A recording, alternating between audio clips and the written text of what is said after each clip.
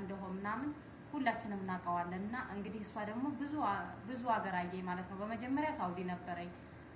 ከዛ ከሳውዲ ገብታ እዛ ትንሽ እንዲያንዳብላ ተመልሳ ወደ ዱባይ ሄደኝ። ዱባይ 4 አመት ተቀመጠኝ ኮንትራት ቤት።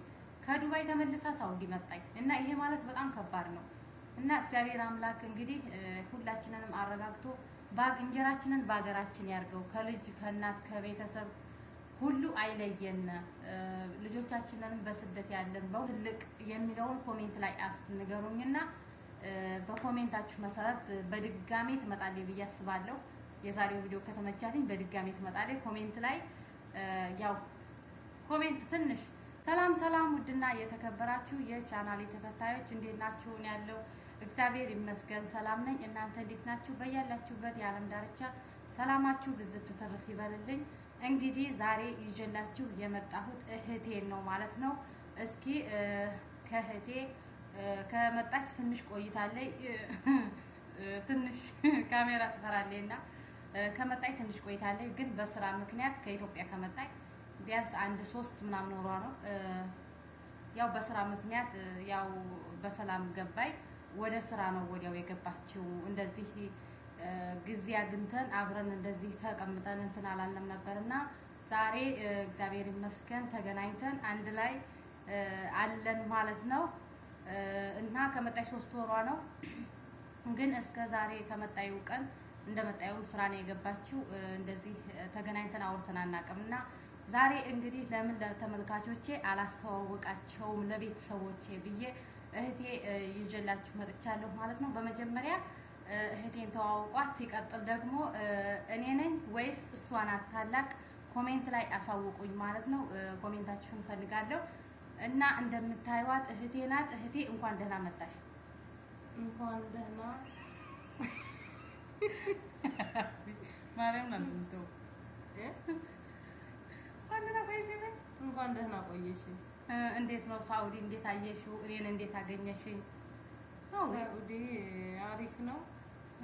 አንቺ ሳውዲ ስንተኛ ጊዜሽ ነው? እዚህ ከሳውዲ ከመጣ 2ኛ ጊዜ ነው።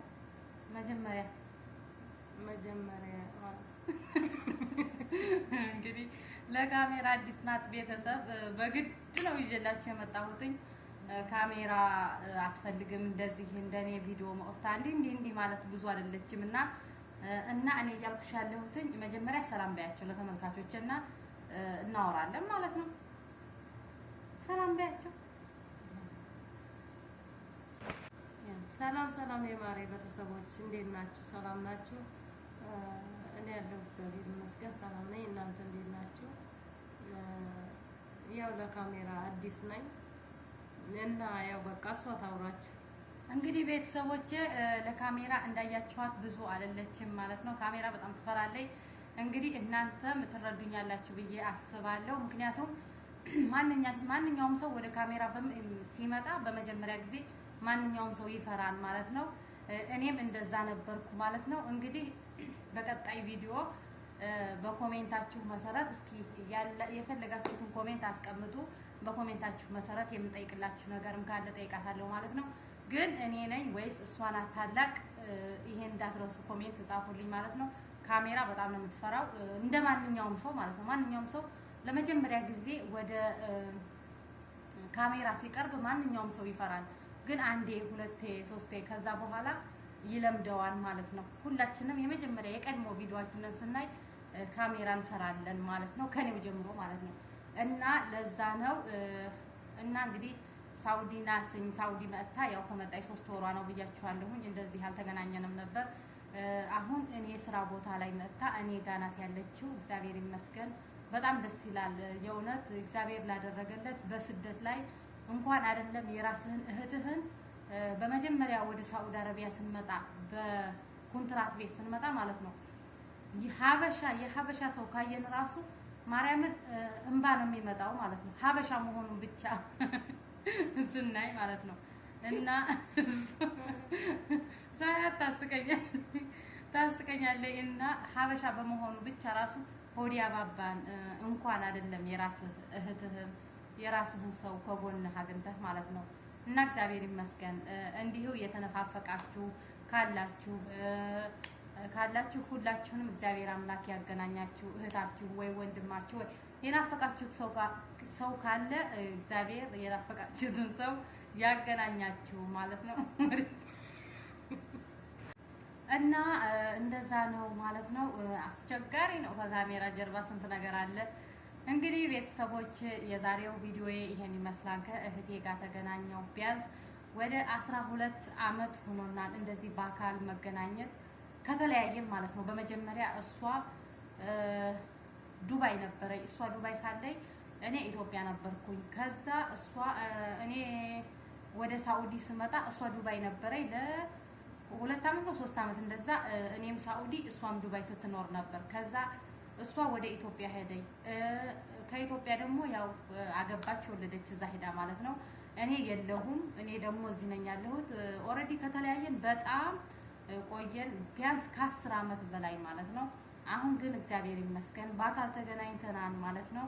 እንግዲህ የተለያያችሁም ካላችሁ በአካል የተነፋፈቃችሁ ካላችሁ ባይዘው እኛም ናፍቆት አለብን፣ የእናት ናፍቆት አለብን እና ሁላችንንም እግዚአብሔር አምላክ ከናፈቅነው ቤተሰብ ጋር ያገናኘን ማለት ነው።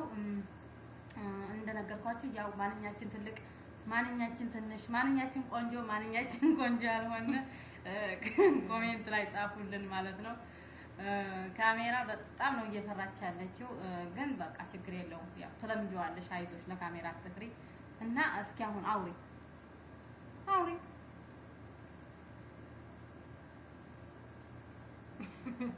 እሺ አሁን እኔን ካገኘሽ ምን ተሰማሽ? እኔ ያው በጣም ደስ ብሎኛል እህቴን በማግኘቴ ማለት ነው። እና ፈተና ነው፣ መሳቅ ነው። ቆይ አሁን እኔን በማግኘትሽ ደስ ብሎሻል። ከዛ ደግሞ ስደት እንዴት ነው? ኢትዮጵያ ዱባይ ነበርሽ፣ ከዱባይ ኢትዮጵያ ሄደሻል፣ ከኢትዮጵያ ተመልሰሽ ዱባይ እዚህ ሳውዲ መጥተሻል እና ማለት ኢትዮጵያ ሁኔታው እንዴት ነው? ለምን ልትመጪ ቻልሽ? ኢትዮጵያ ማለት ኢትዮጵያ ኑሮ ውድነቱ ነው ወይስ አልተመቸሽም? እንደዚህ እንደ ውጭ ሀገር አልሆነልሽም ወይስ ለምንድን ነው ተመልሰሽ ወደ ስደት ነው የተመኘሽው ማለት ነው? ኢትዮጵያ ያው ብዙም አይደለም፣ ኑሮ ውድነቱ ይከብዳል። ለዛ ያው ተመልሰሽ ስደት መጣሽ። ተመልሼ ስደት። እሺ አሁን ድሮ ኢትዮጵያ ሳለሽ ድሮ ዱባይ ሳለሽ ልጅ የለሽም። አሁን ግን ኢትዮጵያ መጥተሽ እዚህ ሳውዲ መጥተሽ ኢትዮጵያ ገብተሽ ልጅ ወልደሽ ነው ወደ ስደት የመጣሽው። የልጅ ናፍቆትስ? ልጄን ያው ጥዬ ነው የመጣሁት። ልጄ በጣም ትናፍቀኛለች። ያው ግን የእንጀራ ጉዳይ ስለሆነ